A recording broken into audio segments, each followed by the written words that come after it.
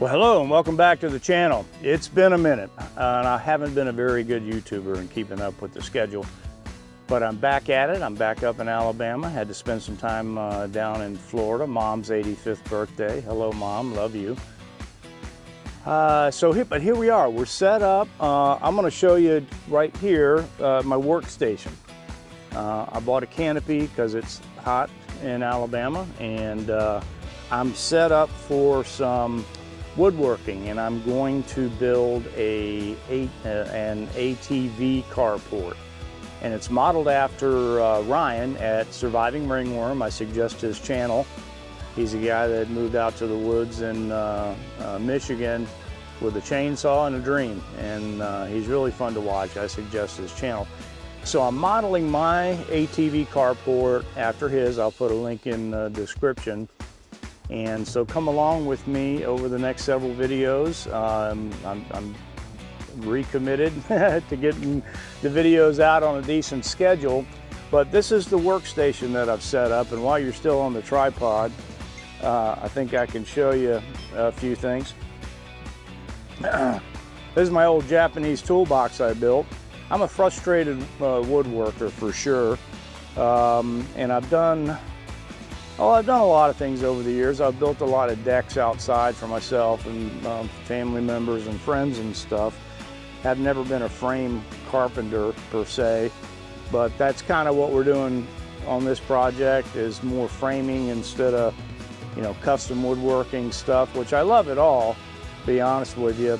And owning 290 acres of timber and a bunch of land, there's going to be a bunch of outbuildings that I'm going to be building. Having your own trees and a rudimentary chainsaw mill with the Logasaw. Hopefully there's a bandsaw mill in my future, but not yet. So I've got a solar kiln to build. There's the ATV carport, solar kiln, a structure, if you will, for the milling operation, whether it's the Logasaw or the bandsaw. I want to build a building over that. Perhaps a wooden carport here in the driveway for the truck. And then the big project, which I'm probably going to hire out, but I'll do a lot of the work to save money, is the big 40 by 60 building down by the containers down that way. So let me show you around a little bit.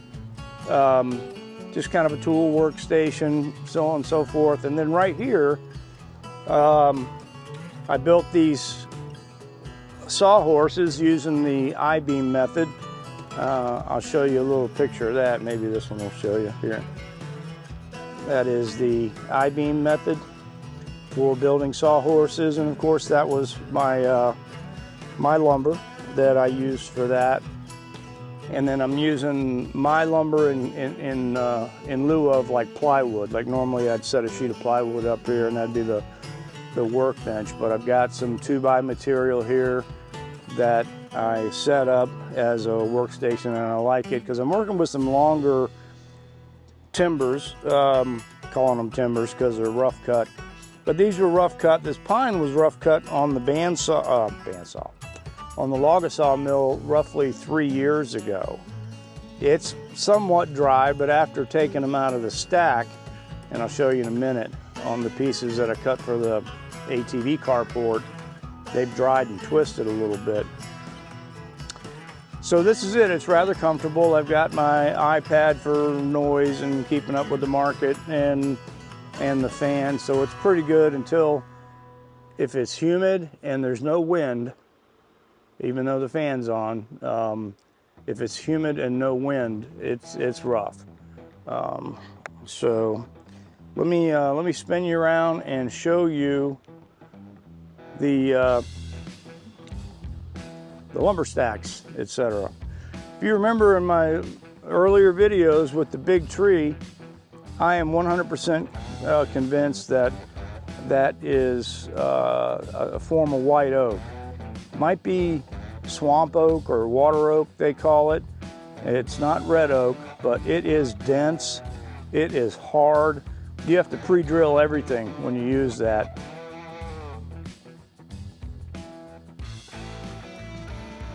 Now we have a lot of cedar around here, and this is aromatic cedar, red cedar, what have you, and see how beautiful it is. When the sun hits it, it fades just a little bit. But in some of the previous videos, you might have seen way down yonder some logs sitting there that had been collected up that were fallen, and it had a lot of what they call pencil rot. That's where the center of it, the pith has been rotted out, and there's a lot of holes in it. Well, I milled this to 3/4 inch thickness. That's a remnant 1 inch piece, but all that stuff down there is 3/4 inch, and it's pecky. It's got holes in it. These ones on the top have some live edge, but the ones beneath them are all squared off and stuff. That is going to be the roof material. It's light to begin with. It's got a bunch of holes in it. I'll put 2 layers of tar paper and shingles and it'll be just fine. So right here is the materials that I have already cut for the ATV carport. These are the posts. If you remember the oak or sweet gum series, that's what I milled those into, and I am 100% satisfied that that is a sweet gum tree. It's harder than pine, not as hard as oak, but it's what I have and it's what I'm using for posts. There was a lot of tension in those logs, so when I milled these, they immediately curved and twisted a little bit, but that's what I have. That's what I'm going to use. These here are the ridge boards that will make up the sides. These are the rafters. They're 5 foot long, 6 inches by 5 inches wide. And then these are just layout stakes and the leftovers from that. This is what's left of the pine boards that were milled, 2 or 3 years ago. And over here are the big slabs from the Big Tree series. Those are mainly 2-inch live edge, and I've got some dunnage right there, and then those are my stickers and just palletized, stuff for later on. All right, so let me show you here. This is the layout, the rough layout of the 8 foot wide by 12 foot long ATV carport. And there is the ATV. The 12 foot long will cover the ATV, not the trailer. And the bottom of the ridge boards, not ridge boards, whatever you call them, the pieces, it'll be about 6 foot tall, and I'll have to duck to get under them. And I'll show you more about it. I'll put insert a SketchUp design here, and we'll get into more of that in future videos, about why I designed it the way I did, and emulating Ryan at Surviving Ringworms carport that he did. Well, I don't want to let this video go too long. Jason's here from summer work. And I'll tell you more about this trailer. I bought this off of Austin's dad, and I have to move all my wood shop stuff up here.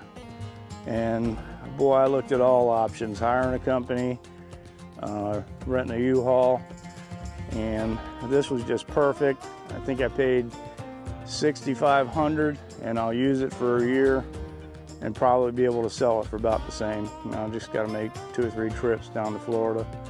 But right now, I hope this catches it. This has my Jeep in it. Let's see if I can do this with one hand.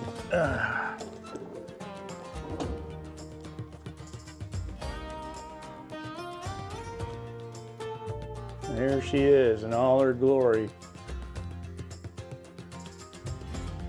And I did refinish the bumpers. I have to put them on, the teak bumpers. I refinished the teak bumpers. But anyway, So and the reason I bring that up is I designed the ATV carport for the ATV, and that's the primary reason for it. This Jeep requires about 6 foot 4 inches of clearance on the top, and I'm a little limited on the length of the post. In fact, well, I got you here, and I got a tape. Let's see what that measures out to be.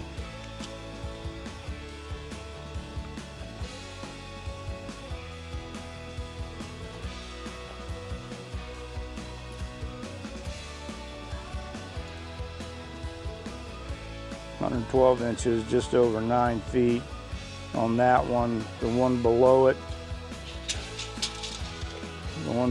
is a little longer. Now, this driveway and the turf around here is like cement. In fact, let me show you these stakes that I made. I did a couple of tests, and boy, if you want to drive anything into this gravel clay material, you need to make these things sharp, sharp, sharp. The heel will just get nowhere. You know, probably bust them up putting them in. Anyway, so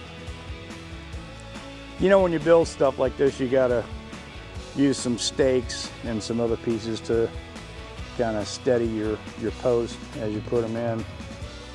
But yeah, so that's the layout. You know, got to use Pythagorean's theorem and the corner-to-corner measurements to square it up real good, and I'll be double checking that as I go along. So that's going to about end this one here. Thanks for coming along. I kind of did this vlog style, so there wasn't much editing to do, and I can get it up real quick.